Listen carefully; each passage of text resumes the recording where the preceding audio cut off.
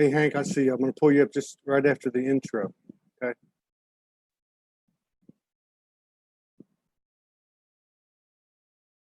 Second.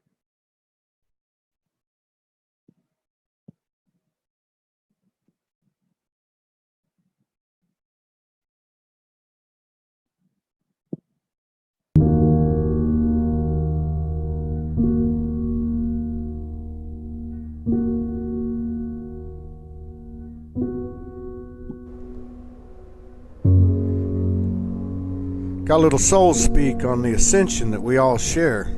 This unveiling, this apocalypse. You know, all this discussion of what is reality, conspiracy, heresy, truth that's stranger than fiction. Doesn't get any better than this.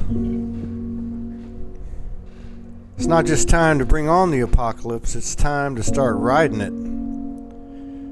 It's not going to hurt us. Because one thing's for sure, in our conscious mind and even in our subconscious, if that's what you want to call it, we have always survived. And the reason for that is because we never die. So when it comes to ascension, what else is there to talk about? This ascension, unveiling, is not complicated. It's just a microcosm of the state of our being from any point, from this present moment to any point in our past. And in regard to the past, now we can look back to see, to awaken without the element of linear time. Yeah. Because the wisdom still comes. Because the universe is never late. That means we can take from our past the powerful wisdom of the eternal moments, seen when we unveil the hurts and the blame given and received. You know, we've reached a point where forgiveness will cease to exist. Because perfection did not create forgiveness, but as a path to a higher perfection, a new reflection of itself, of ourselves. Yeah, it's true. It's just not necessary forgiveness, and neither is earth love. So we can stop chasing both right now and all the false securities and failed searches that go with the lofty goals of a moral world. Both the things that they put beyond our reach and the reasons they gave us for not being able to reach them. It's time to re-enter the fold of the immortal, the fold of the I Am Soul.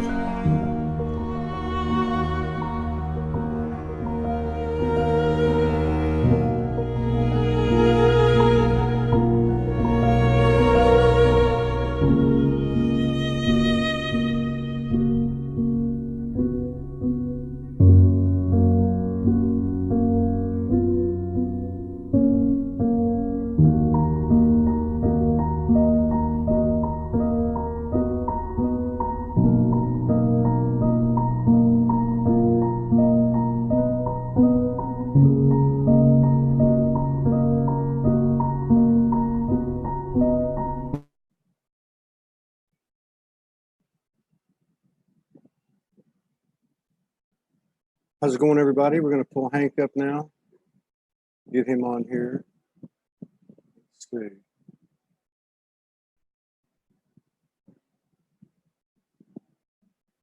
Hey, Hank, can you hear me? Yes, I can hear you. You are unmuted by host. Okay. Ah, nice. Here, Yeah, I was thinking I'm pressing some buttons because. No, you're good. Thank you. Great. Thank you for coming on such short notice. Yeah, thank you. Let me tell everybody that, you know, for going on 4 weeks now, we've been having issues with the people watching the show getting knocked off. And so I put up the Zoom link. If you want to go into the Zoom link and watch the show uninterrupted, then you can just hit the Zoom link. It'll hold up to 100 people. Thank you for your continued love and support. Contributions allow us to keep doing this by the seat of our pants every day. And if these shows resonate, please share so we can stay above the algorithms of Facebook. And for that, I thank you all. Hank, what's been going on? What's happening over there in Eastern Europe? How's the transition going for you personally? Yeah, it's going very well. It's quite a ride, of course, and every day something new. But I'm feeling good, and I'm coping with things. See, yeah, Coping. That's a word I yeah, haven't. That's a word I haven't used when people describe their experience in the ascension. yeah, yeah. What does that look like? How does that feel? Coping. Yeah, that's what they talk about, the coping mechanism, and that is not good because then you are avoiding the reality in some cases, when you cope with things. But that's not what I'm doing. I mean more the integration of the awakening into the world, the Oh yeah, yeah, manifestation yeah. of the I into got life. that. Yeah. So you're saying coping with the integration, coping with the energies and the expansion and all that, right? Yes, yes, So, exactly. so what Correct. does that look like? What does that feel like? What is it like to cope? How do you cope with Well, it's integrating all this?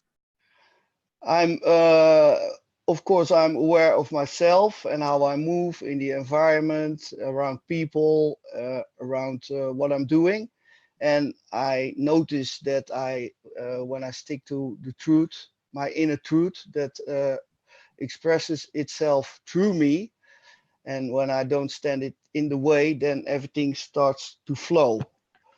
But of course, the world is not always prepared for that, to hear the truth or a truth or a subjective truth as I experience it. But I just allow it to go on, and yeah, things automatically lead themselves to the point of where I have the people around me that accept me for who I am, and I accept them for who they are. And in the honesty between us, there is a lot of trust and a lot of space for creativity and expansion. So, and yeah, of course, I show my the parts that I wouldn't show when I was in my conditioned role for the society. But now I'm expressing it, and people recognize it, and yeah, they say, ah, yeah, right, that's also what I feel and never said. So it sounds like that you're holding yourself at a higher level of self value, and that the people that are you're associating with are basically on the same wavelength. Yes, of course, that's a big desire because there's always different wavelengths. But I think the art is to combine the wavelengths and the talents and the desires and the inner wishes of the spirit of the people together, and as a whole create things and get things rolling, Yeah. because some people are more practical, some people are more creative, and together they form a whole base. And I think that's nice because in the things that I can't do, I have to stay humble and ask for help.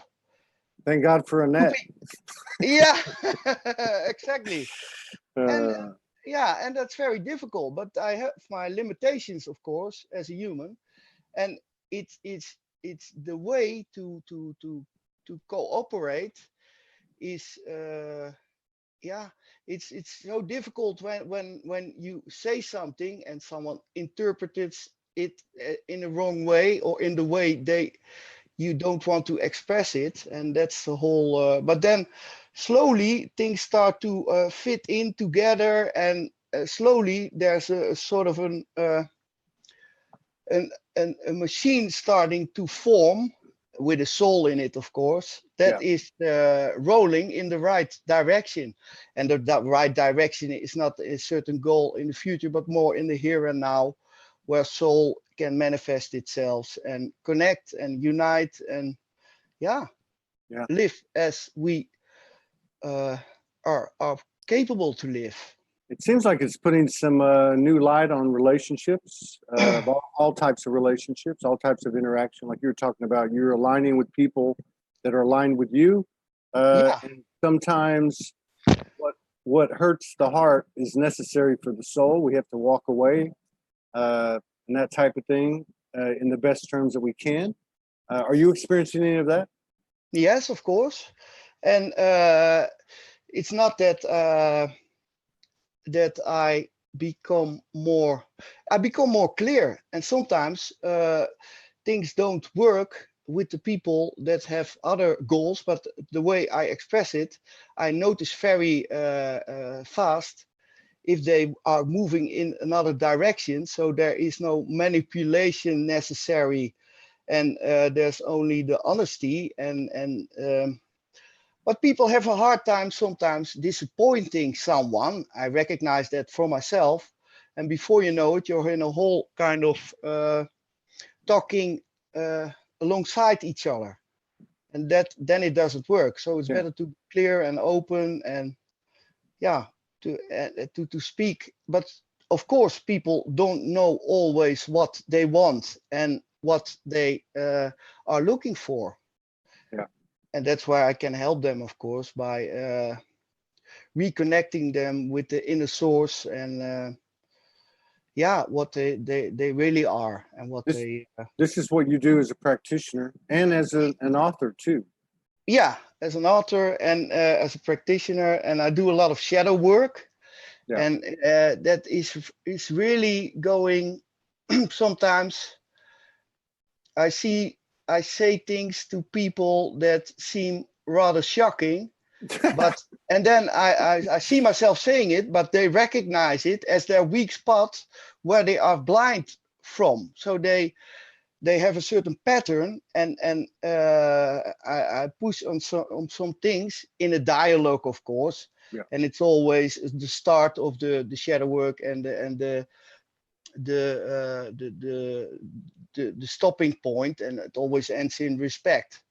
But it goes really hard sometimes, and it's really necessary to open people up this way sometimes because they are so stuck in their inner shell, and they are so afraid to get out of it because they've been hurt, because they are in a certain pattern caught up, and I see the ego always invents new ways to stay in that same pattern. Yeah. So they think they are changing, but they are just using another system. The ego Yeah. invents another way to avoid the confrontation with themselves. Yeah. Yeah. Yeah, I To can give an avoid it. example. Yeah. Yeah. Go ahead. Well, today, talking about relations, Annette has a tendency to look for drama. So when everything is okay, she finds something that she can worry about. So sometimes I was irritated by that, and I was thinking, how can she not be thankful for what everything that is? How can she always find something to worry about? Now, the cause of the worrying is that she uses that to run away from her inner self, where are some blockages and yeah, inner wounds that are not healed that she doesn't want to get in touch with because it hurts too much, because there's fear around that. So and now, because in a relationship it's extra difficult. I can do it with yeah, I don't call them patients or something, but Clients. yeah, yeah, and with the relationships, I always get a little triggered, so I get irritated because I see the same pattern repeating itself. But once the notice is there that she's looking for drama to cover a bigger pain up, then there is room for compassion, and then we can talk about it. And of course, it's a very sensitive subject, but this is And you're brave. And you're brave to be talking about it. yeah, yeah, of course, because when I talk about it, I get sort of attacked. And this is something that is so crazy that's what I said lately against someone. It's almost like a sort of exorcism when you are shadow working, because the ego is so inventive that it finds way to see the one that is caring and helping as the bad guy. Yeah. Or so Yeah. that's really crazy. And of course I know all the tricks, maybe not all, of the ego. So yeah, it's very difficult work sometimes. Difficult if you're specialized in it, and if you allow your inner self to express itself, then it goes sort of automatically. But you have to stay very clear to the source, and to yeah. So, I mean, I think, and somebody just made a great comment. Yeah. I got a couple of follow-ups on this, but let's start with this. Mary Lynn Young Gatto, thank you for your comment. She says, oh my, he is talking about me exactly. I have so much, and I worry all the time. I think this is a loop that we all have been subjected to, you know. Yeah. So everyone, everyone, because we're not conscious until we become conscious of something and become aware of a loop, right? Yeah. So my first question is, how do you recognize, how do you navigate the ego chatter or ego ideas or ego presence and stay close to yourself, like you were talking about in your example? Yeah, I when I do it with people, I keep pushing on the loop that they are in, and sometimes they make a shift, and it's always their mind. That's what I noticed, that invents a new way. Yeah. So they cannot open up to the not knowing, to the new experience of the. They are aware of it, and that is already a big step of their pattern of fear of. Trying to resist, they are looking for love, but when it approaches them, they resist to it because they are afraid of it and they think they don't deserve it.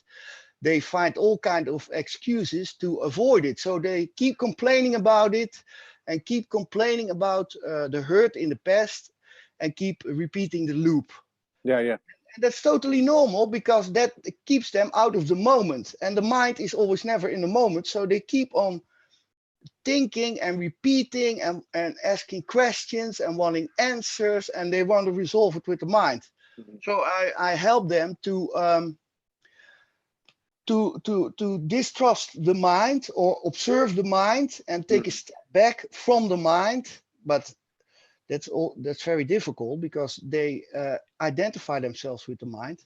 Yeah. But when that happens, then there is room for to contact on a more energetical base, and Yeah. from there on we can start to break open the pattern.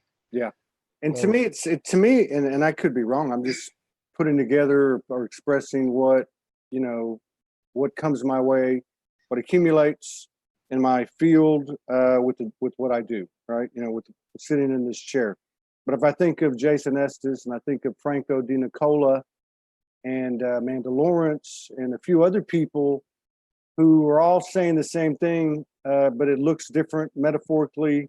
They're all yeah. saying the same thing, which is that we're moving into a space where that ego is no longer what it was, but there are these loops playing. Okay. And I think for me anyway, over the last 2 or 3 days, I see there is a difference. There's a difference between the ego and these loops. These loops are not being supported because they can be redirected and commanded. There was somebody on the show 2 or 3 weeks ago, it was a lady, and I can't remember who it was. And she explained it in very simple terms. And she said that voice will start telling me this or start telling me that, or you're not this or you're not that. Yeah. And she recognizes the loop of the narrative. And she says, no, that will not go anymore. So I'm saying no to that. And Yeah. internalizing it. And I kind of experienced that last night Okay. in a different way than I ever had, which was, you know, Morgan and I knew we had work to do. We laid down, we put our hands together as we always do. And we just immediately things started happening. Now, as it was happening, and I don't remember a lot of the details or the intel of what I went through, and this really went all night long. There was many fascinating things happening. I kept my eyes open the whole time, but it wasn't just the visuals. It was the information coming in and looking at her and seeing certain things visually, seeing her aura, seeing other things happen, things that were happening to me. And over again, that voice, I'm going to call it a loop or the ego, whether they're separate or the same, I don't know, but it would come in and say, you didn't just see her do that. You just didn't see her aura. You just didn't see this on the wall in your room or on the ceiling in your room. You just didn't receive this information. Or if you did, it's your imagination. And I just kept saying, no, that's not real. That's a loop. That's the ego, the ego mind, the ego voice, or whatever. I just said no to the energy. And each time I said no to the energy, more things expanded.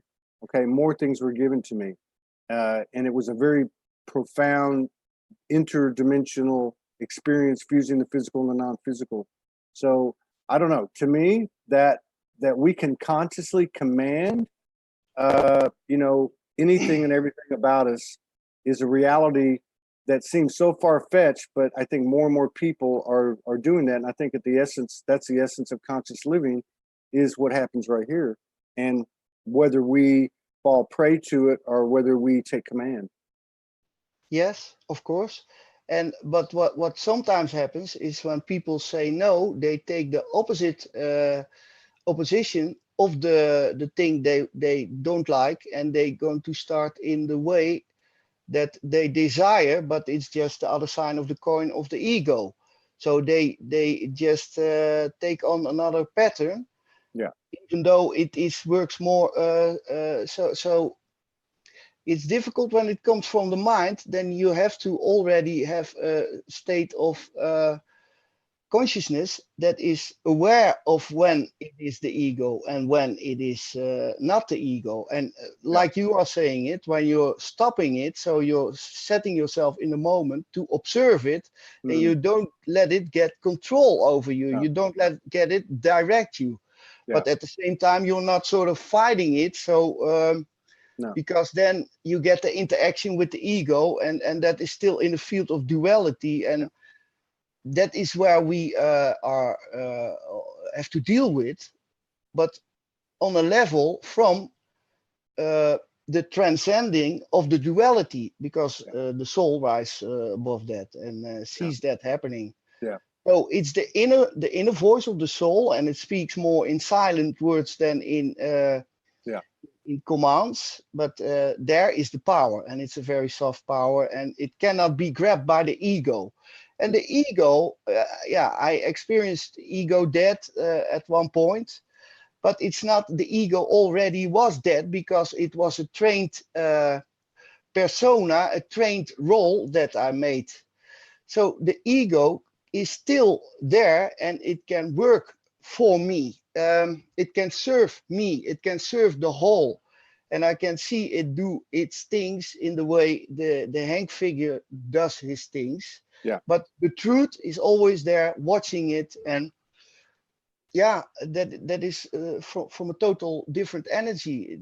The ego works more from fear and separation and anxiety, that kind of energy. And the other part is the union, the connectedness with everything and everyone, and there is not even another one. So, but the balance is in between that, and it's the order or the chaos, and the chaos is the field of the infinite possibilities, and that is where the soul is coming in. And when we allow ourselves to open up for this field of chaos, of not knowing, of then it expresses itself, and it forms a sort of harmony around us that is much more beautiful than the ego that tries to control us and tries to tell us things are not true, and tries to deny everything or be negative about certain things. It's nice to watch it, and it's nice to hear it chatter and do its things, but more as a sort of a trickster that is trying to mess things up and keep us in the pattern that we were in. But that is the pattern that saved us at one time, maybe in our youth because of a traumatic experience. And we have such a hard time to let that go, because then we think we experience the same pain that we have experienced a long time ago. That's why your ego sort of says maybe, well, you don't see what you're seeing in Morgan, don't believe it. It's just saying, yeah, that Yeah. same. I think there's something to be said, or at least considered, by in this realm anyway, by aligning with conscious verbalization, even if it's just to yourself or to the universe or in your mind, however you want to put it, but consciously stating something, Yeah. consciously saying, no, that loop is not going to play. Morgan made a comment, and this is something that I think is becoming, people are becoming more and more aware of. It's not an easy pill to swallow, but over the last 2 or 3 days, so I went through a little bit of a shift in an expanded awareness, which always comes with a little pain. And Yes. I was led to. I spent the night on the couch. I didn't really sleep much that night, and I was led to Jordan Peterson. I think a lot of people know him. He's a scholar, very well read. Yeah, I've seen him. Yeah. And he was talking about Carl Jung, right? Oh yes, Carl And Jung. he was talking about shadow, and he Yeah. was talking about how it's not enough to say, "Oh, I see that shadow or that extreme polarity, and I own it." That you actually take it deeper into the recesses of your mind, of your soul, I guess, that chaos that you're talking about, that field, and you say, I could be that extreme polarity that I don't identify as Todd. Okay, I could be Yes. that rapist, I could be that murderer, I could be that victimizer, Exactly. and you actually feel it in your bones.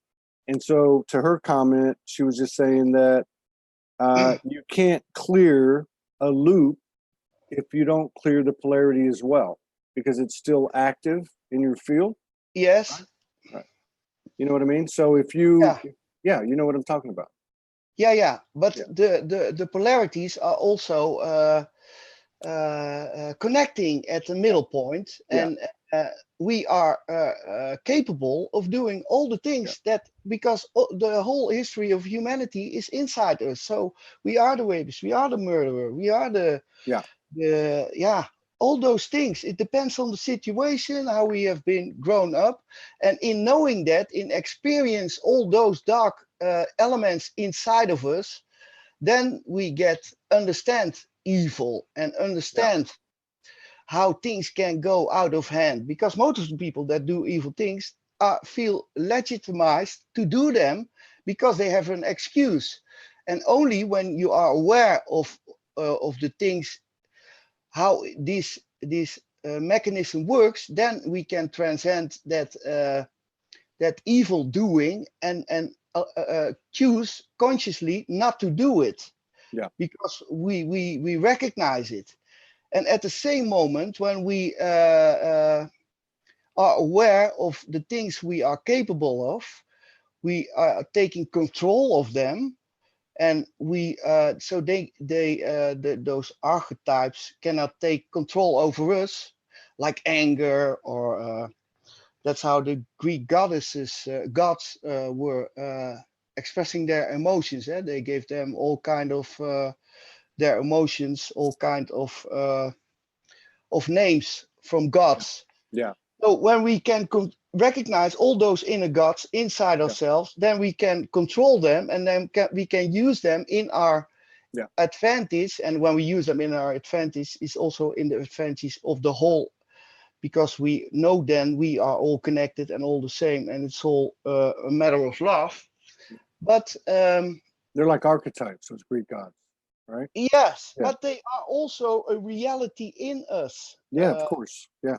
People don't want to see that. They want to believe that they are good, but it's what is good is not always good, because it's culturally allowed. And when we are not aware of what we can do when things are shifting, or when the collective is directing us in a certain way, then before we know it, we start to do the most crazy things, and to other people, because we think then we are doing the good thing. Yeah. And when we are aware of that, we are capable of that, then we can stop that, and then we can be aware of that. And then at the same time, we get compassion for the people that do things like that, Yeah. because they are unaware, and unaware people are doing behavior that is not mature. So it's just also their way and their journey to find the unity they are looking for. Yeah. And yeah, it goes with a lot of trouble and with a lot of pain. And like you said in the intro, we are not really dying. So the soul is constantly journeying and experiencing and growing. And it goes the hardest, the best way with the faults we make. Like you said, the growing experience of your awakening, it caused some pain, because of course it's expansion, and growth is coming with some pain, because you're stepping out of your old skin and taking on a new level of awareness. Yeah. Yeah. And you were smaller than you thought you were because of your um, beliefs Yeah. that have nothing to do with reality. Maybe the reality of that moment in that time, but yeah. Aaron Lee, thank you for the comment. Aaron Lee said, she said we could all be where anyone else is. Yes. We could Exactly. all be. That's and you know that's a really profound, simple statement, but Yeah. that pretty much sums it up there. Don't you think? Yeah. Um, Of course. have Is he you? family of Morgan? He's also a Lee. Oh no, this is Lee, Leigh. Okay. Yeah, Yeah, yeah. Leigh. But we are all family, of course, on a That's deeper right. level. Yeah. Because Have you and I, had? Go yeah. ahead. Go ahead. Well, yeah, I was thinking at certain points there is on a deeper level no time. So in that timeless experience, we have all the time to experience the lives we are living ourselves, former lives, future lives, but also the life of the people we are connected with. So maybe perhaps we already have sit in the opposite direction. I lead your life, you lead my life, and Yeah. it's just we see it from all kind of perspectives, Yeah. You and that know, is another thing that I find interesting is that for a long time people talked about, and they still do, protect yourself, from this energy or that devil or that demon or whatever. Okay. And there may have been, I think there's enough history in just in our own lives that there was either by virtue of the perception that we had of our bigness or smallness, okay, power or powerlessness, or by a reality that was, injected into this realm, into this experience where there was in our past energies that could harm us. We know the rules now. We know that we have to give consent. We know that that's how the universe works. But we also know that everything is us. So I see something interesting. I still see people talking about protect yourself, but I see fewer people.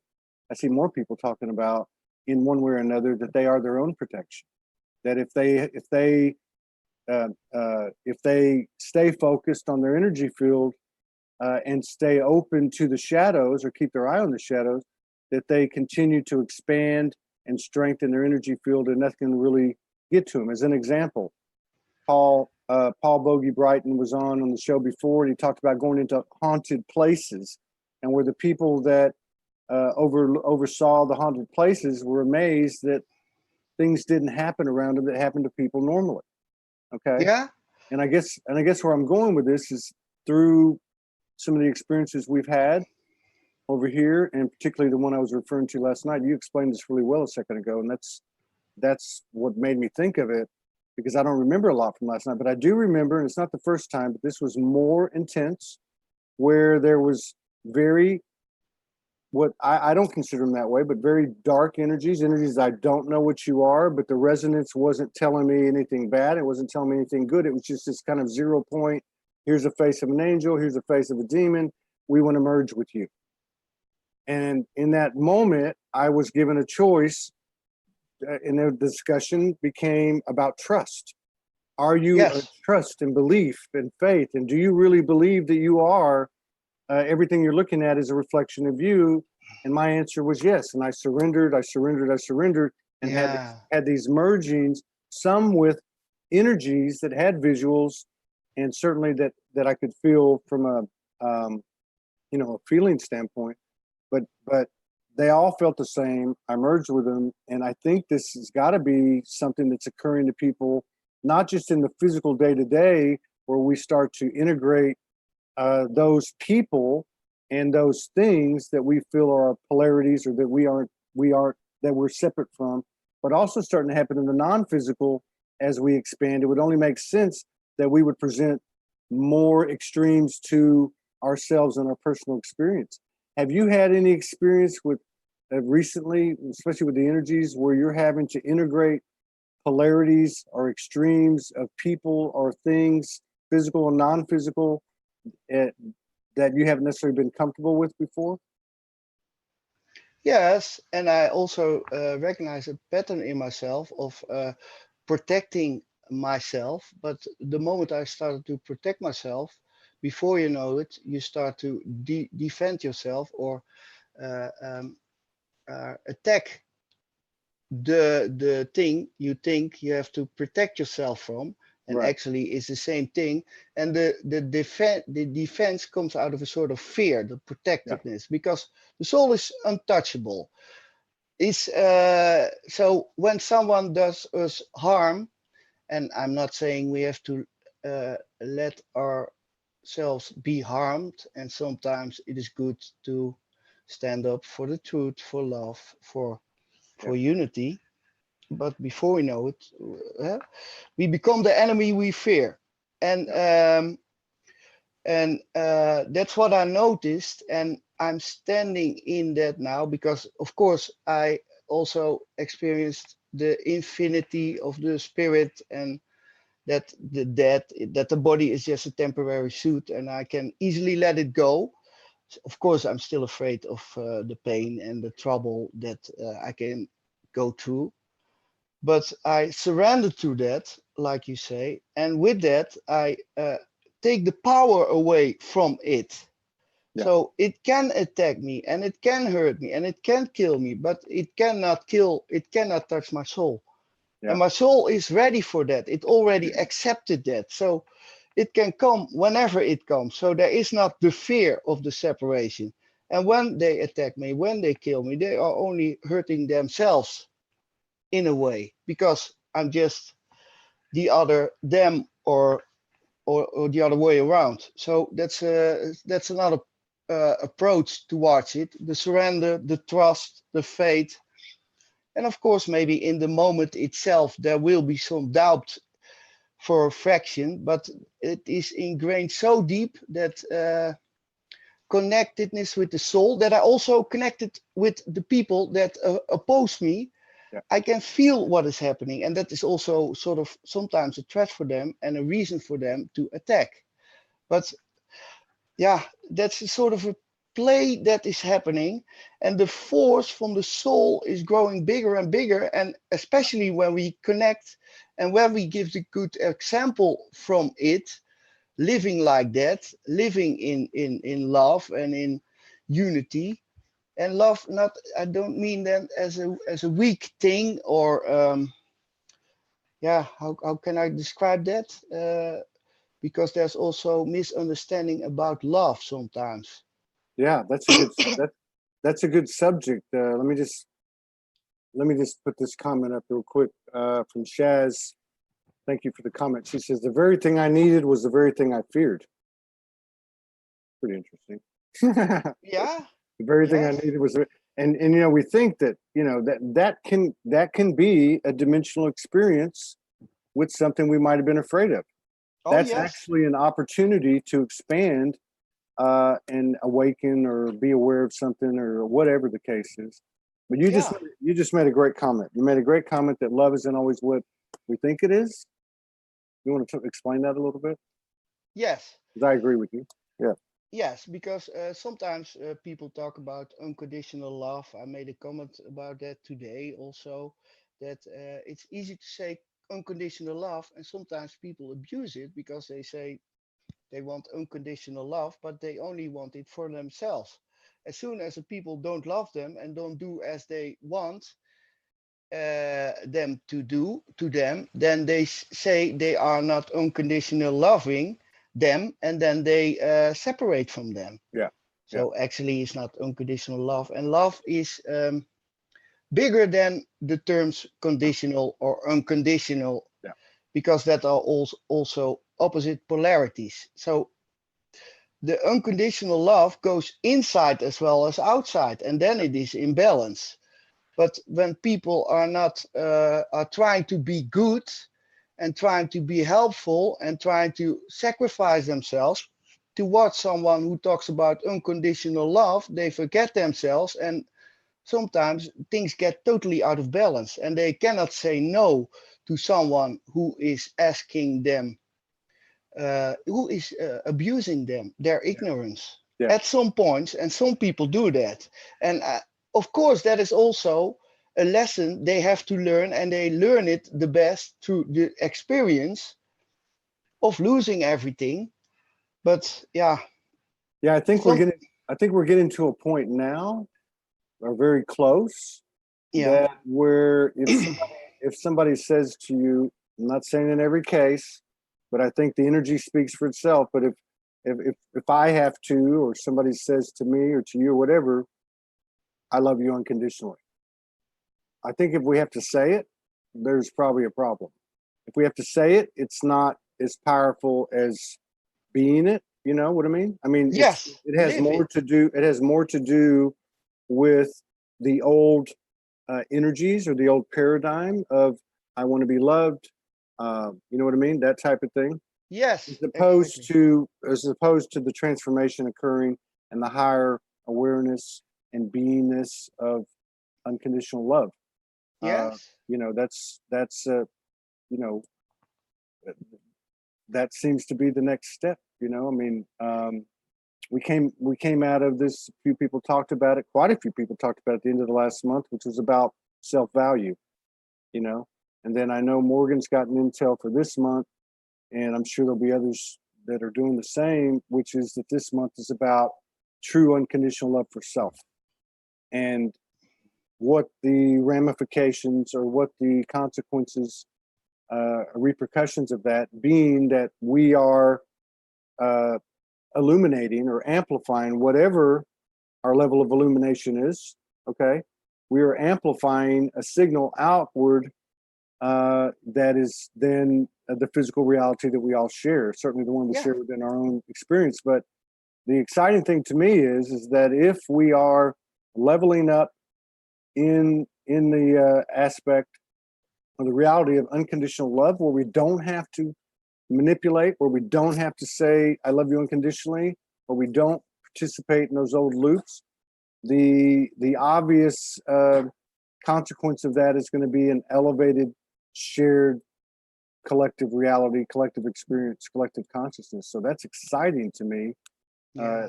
that energy would seem to be available now, based on her intel, based on just the reality of what we're all experiencing, even between the lines of the words we speak. Yes, exactly. Because it transcends the words, and then we don't have to say it. And yes, the love for the self, eventually the self is also everyone.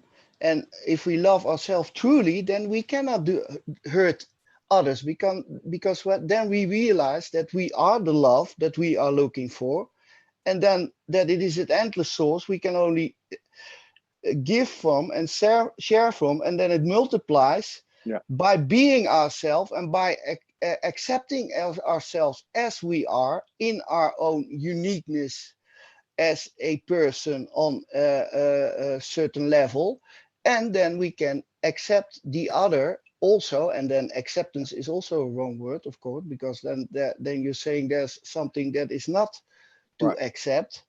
So the language is not capable of expressing that anymore. It's more on an energetic level, and yeah, that's why And yeah, and I think the energies is speaking for itself.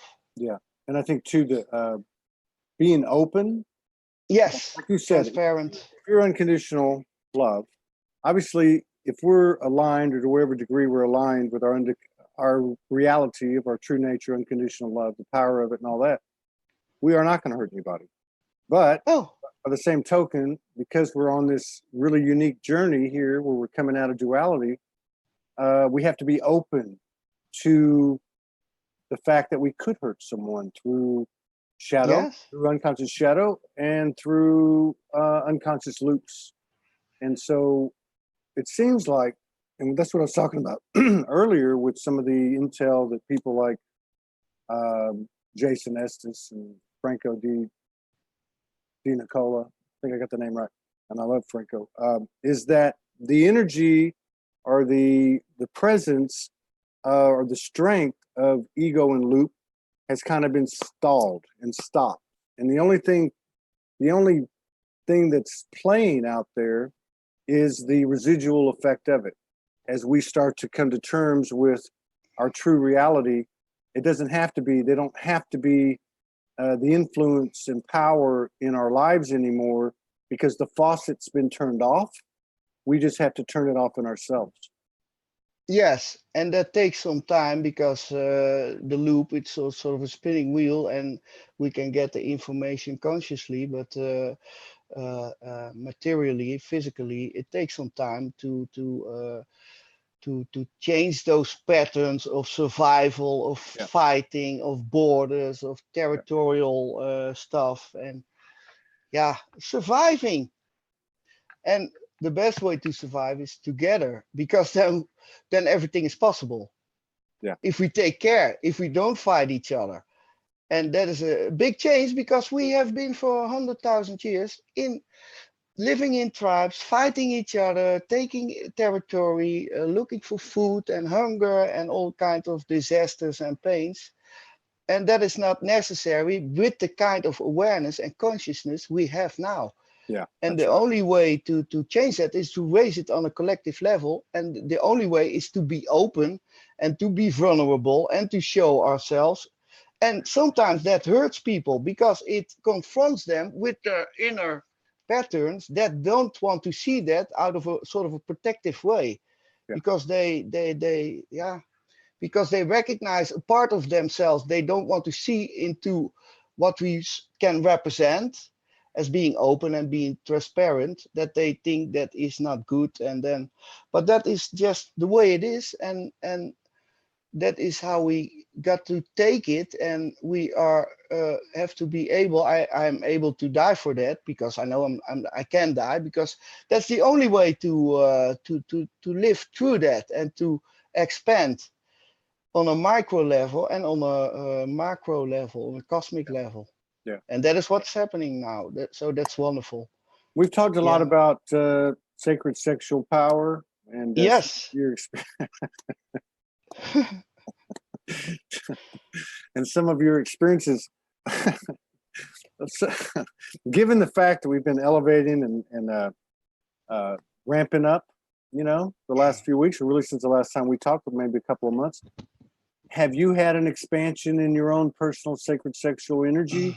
Have you had any particular experiences that you might want to share? Yes, and I'm also connected towards it. It is in fact, it is also the energy of chaos, the energy of expansion, the energy of life. So it's hard to control it, but the thing is that in allowing it, giving it room, then it manifests itself in a divine way. So it won't do these things out of a repressed and thinking, because people demonize it a lot, the sexual energy, but it's the first divine godly energy of creation. So it's a holy experience, and the church and everything try to repress that. So they disconnect the people from the nature that they are, but the nature is our inner force of chaos, the godly force that wants to, and we balance it with our mind and with our heart. But yes, I experience it in yeah, I observe it, I see it happen, and I allow it, and I talk about it, about my feelings. It's also sometimes hard to say that to a partner, how you feel and what you feel, and because sometimes they can take it personal. But the loving of the energy is always taking care of the whole thing. If it's not coming from a frustration and not coming from a repressed emotion, or through a channel that is closed down or cut off at the roots. And you, did you have a What? No, I asked you. yeah. Yeah, I think the most beautiful part is when the souls, and I feel that so good with Annette when she is disconnecting, when she is living in fear. That hurts my soul because she feels separation and she gets in anxiety and she cuts herself off because out of a defensive way. And then, but it's much easier to open her up, her soul back up, and then the energy starts to flow. And that doesn't even have to do with Of sexuality. course not. Yeah. It is the energy of life that is happening and that is streaming, then the energy of trust, the energy of allowance, the energy of let it come like it comes. Like the lady said in the comment, what she feared is what she needed. What we fear is usually an illusion, and what we fear, if we face it, maybe the thing that we fear is still fearful, but when we approach it in a way of trust, then it changes already, because then it doesn't control us, and then it doesn't make our world smaller and more fearful and more dark and more cut off from reality. So we have to face our fears. That's really what we need. Yeah. And work with them, and don't resist them, don't run from them. And then we get the ecstatic state of love, of total cosmic orgasm, the energy that starts to flow through every cell, through our blood, through our veins, through our hairs, and illuminates everything, and it knows exactly what it wants. Life force, because there's a sort of an evolutionary process going on, and it will go on forever and ever, because life is unfolding in all kind of new dimensions and complexities and realities. And we just have to ride the waves. We don't have to fight the waves we are riding. Let's enjoy the ride, and let's go with the flow, and let us live, and let the others live too, because Far life out. is holy. And that is, I think, a good thing. Life is holy, and we are all connected in one field of life. And if we take care of that in a sacred way, then life can flourish, and life will take care of us. Yeah. Yeah. Yeah. I'm digging it. Far out. Love the explanation. Have you finished your second book? Yeah, but I finished it, but maybe someone can help me with managing it. What do you mean? Publishing it? Yes, No. I also have now some talks in a spiritual cafe in Arnhem. So I get invitations from all kinds of people to do things, but it has to be managed in a proper way, because with time and everything, it doesn't really work on a linear base, because I don't experience in that way. And then when I'm in a creative wave, things start to manifest itself, and then I forget the practical things. Yeah. Yeah, that's it. And Annette is helping me a lot, of course, but it would be nice to have someone who brings structure in it. And what I want for that is that to be a woman, so I can give birth to the creativity towards a woman who can manifest it in the world in a cooperation. So but that's all. It's already flowing in that way, so things will work out fine. Yes. All right. So Yeah. where can we find the two books? Though they on Amazon? Yeah, the Global Awakening, the Master of Destruction, is on Amazon. It's also in an ebook, and maybe Annette can put on the link below it. And yeah, Global Awakening 2, it's ready. So I've got to the chapters, put them a bit together. Uh-huh. And yeah, I think it's very good. So they're almost ready. I mean, it's almost ready. The second one. Yeah, it is ready, but I still writing new stuff. It's also ready for part 3. So, and it's nice to keep it up the production with the manifesting in the world. Otherwise, it's going in 3 tracks. Yeah. Also, a book is coming out about my brother that I wrote once. It's translated in English. It's about coaching. He's an Olympic swim coach in Australia now, and yeah, that's also nice. And it also, I wrote that in 2010, I think.